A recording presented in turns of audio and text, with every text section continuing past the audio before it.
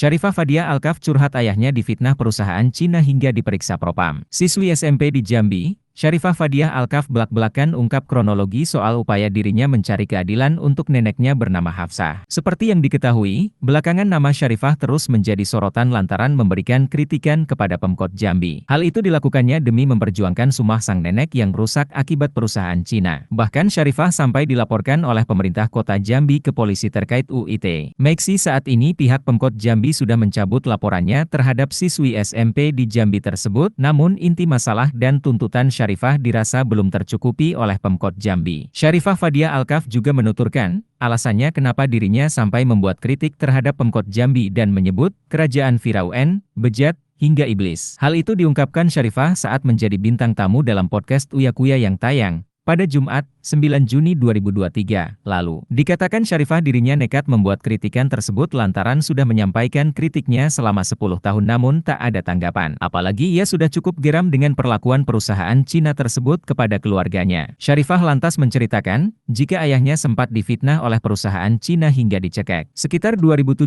saat Fadiah lagi di Bogor untuk perjuangkan nenek tiba-tiba dari pihak perusahaan katanya ayah Fadiah sebagai anggota Brimob itu kan. Nah saat ada operasi di Aceh ayah dipindahkan ke polisi umum karena sakit, ujar Syarifah Fadia seperti yang dikutip dari tayangan YouTube Uya Kuya, Selasa, 13 Juni 2023. Saat itu Syarifah mengatakan jika sang ayah dituduh memalak hingga menyetopi mobil-mobil. Dari situ katanya ayah saya dibilang malak dan juga menyetopi mobil, membeking warga, difitnah oleh perusahaan itu, tambah Syarifah. Lebih lanjut, ia menceritakan, karena fitnah tersebut membuat ayahnya sampai dibawa paksa oleh pihak Propam Jambi. Jadi pas ayah saya pulang dari Bogor sekitar 1 bulan habis pulang kerja pukul 4. Nah tiba-tiba dari oknum Propam Polda Jambi rame-rame dateng ke rumah Fadiah mau menjemput ayah Fadiah tanpa surat panggilan apapun. Jadi ayah Fadiah bingung, ujarnya. Saat dibawa ke Propam, sang ayah didampingi oleh ibunya. Jadi ayah saya yang tidak tahu apa-apa pun bilang ini ada apa selesaikan masalah baik-baik tapi kata oknum Propam tersebut bilang ikut saya aja langsung ke Polda Jambi gitu.